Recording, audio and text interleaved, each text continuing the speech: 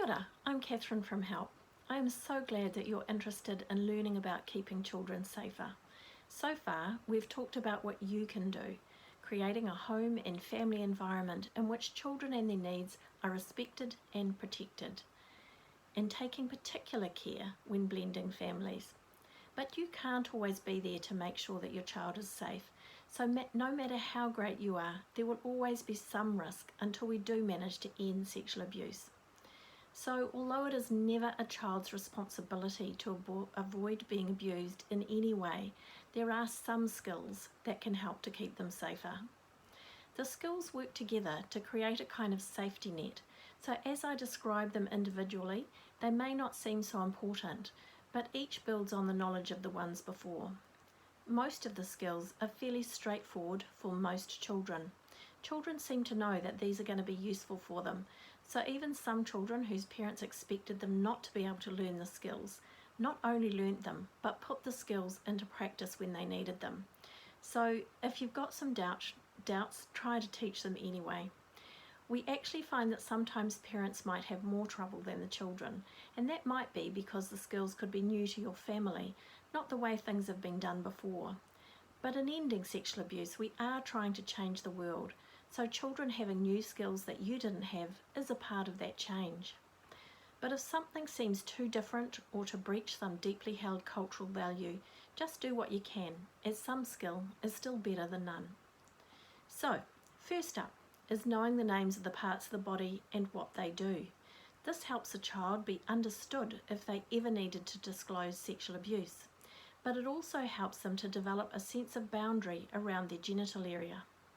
You might turn this one into an anytime game about naming arms and elbows and legs and toes and what each thing does. Naming genitals might more naturally and privately happen at bath time. Use the words appropriate for your at-home language. In English, we use words like penis, scrotum and vulva, and talk about genitals collectively as private parts. Now these are not easy words for little ones, and probably mostly why we like to call them something else. But when every family has a different name, this doesn't make it easier for a child to communicate with other adults. Talking about the names of genitals is an easy way to lead into the second piece of knowledge, what we call the touching rules. These are: it's okay to touch your own private parts.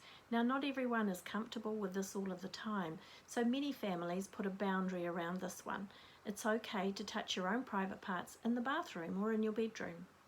The second rule: it's not okay for you to touch someone else's. The third rule: it's not okay for someone else to touch yours. Now, we start teaching this around 3 years old, when children love to know what the rules are, so many children just lap this one up, and they don't seem to mind the health exception. The doctor might need to touch you, but only if a parent is there. Along with these first two, naming body parts and knowing the touching rules, comes number 3. We call this body ownership, or to children, you are the boss of your body. In the program we teach in ECEs, this part even has a song, I'm the boss of my body. Most children love this. To be the boss of anything is great, but we notice a change in their sense of themselves when they're the boss of their bodies.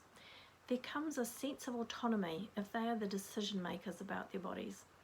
The practical application of this varies with age, but for them to have the decision-making power over anything they can is also the beginning of teaching the concept of consent.